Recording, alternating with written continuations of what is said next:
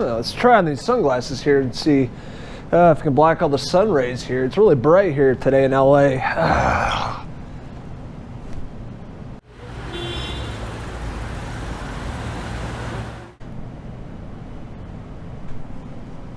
What the?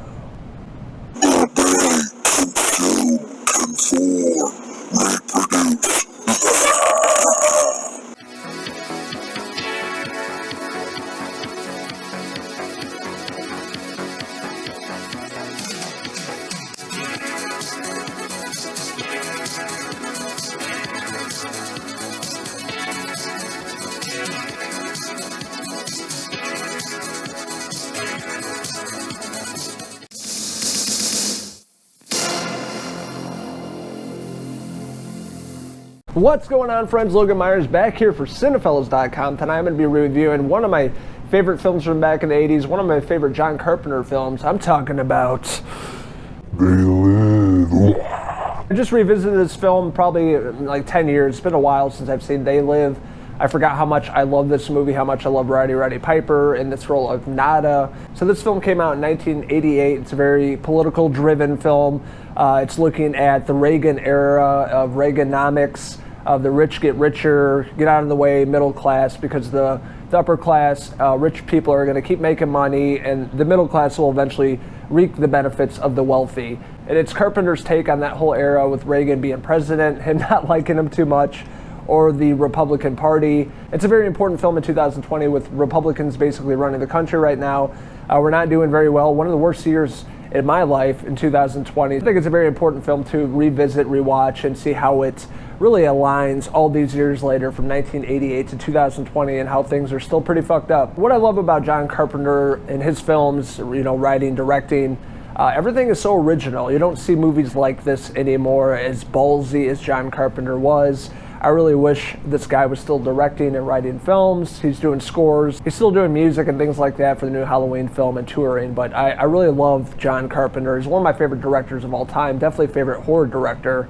And I know he's getting old now and it really sucks, but I'd love to see him direct a new film. We really need some John Carpenter in our lives, especially during the times of the pandemic and everything going on in politics. Roddy Piper, huge deal. One of my favorite wrestlers growing up back when I used to watch wrestling. I think it's still a thing, but I don't follow it anymore. But really love this guy. He seemed like a really humble, down-to-earth dude. Big guy with a big heart, and it was really saddened when he passed away not too long ago. Really heartbroken about that. But this is Roddy Piper acting, showing his acting chops, playing this character Nada in They Live. Set up in the film as him walking around with a big backpack from Colorado trying to find work. He ends up finding this construction site and ended up landing a job and meeting some people on the crew and finding a place to stay. He ends up meeting up with Keith David's character. Keith David is no stranger to John Carpenter films. He was in The Thing, which is my number 2 favorite John Carpenter film. I loved him in that role. So it's cool to see him working with Carpenter again and working with Roddy Piper as his friend in the film and showing him the way around LA, where they end up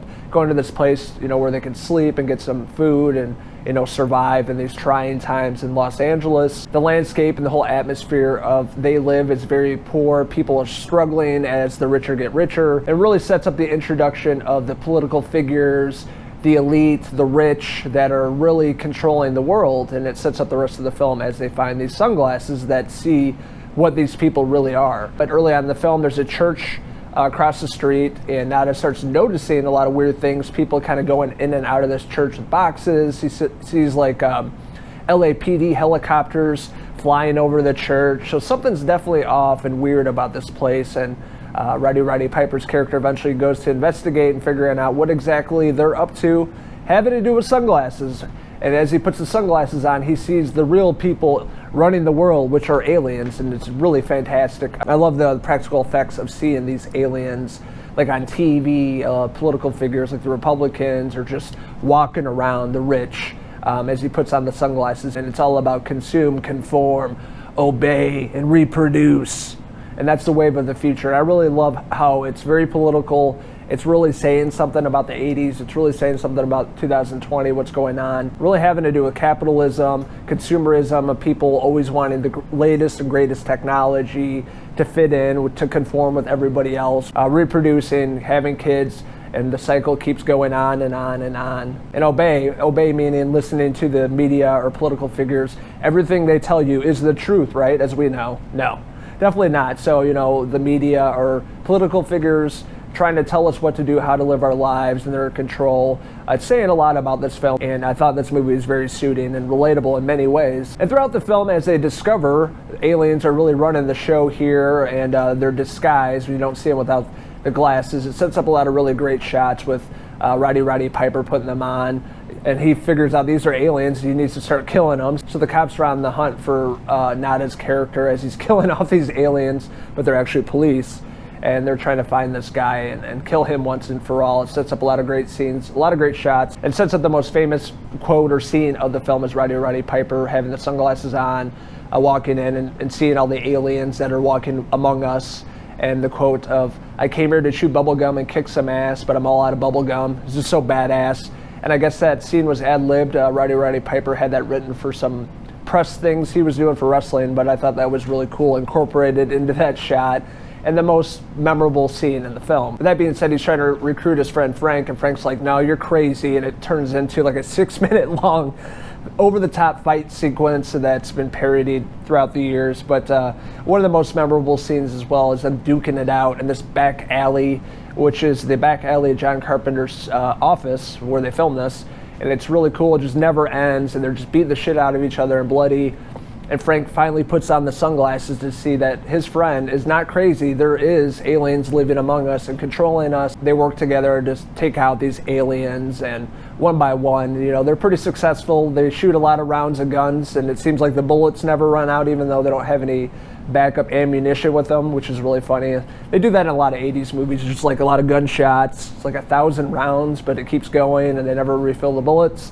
And it's really funny in this film. They have a lot of shots like that. The love interest in this film is Meg Foster. She plays Holly. She was in Lords of Salem with Rob Zombie's film, which is probably his worst movie. She's a lot older now, but this is her back in the day with her really crazy eyes. Didn't really hit it off too well, but she's definitely there as the love interest. And she's really creepy looking. I don't know, just her eyes always kind of make me feel uneasy. But she does a pretty good job in this role of Holly, and you'll see what happens to her character throughout the film. In terms of the effects in this movie, a lot of the practical effects, they did some stop motion, like some of the scenes are actually paintings of like LA with the consume and obey signs and things like that.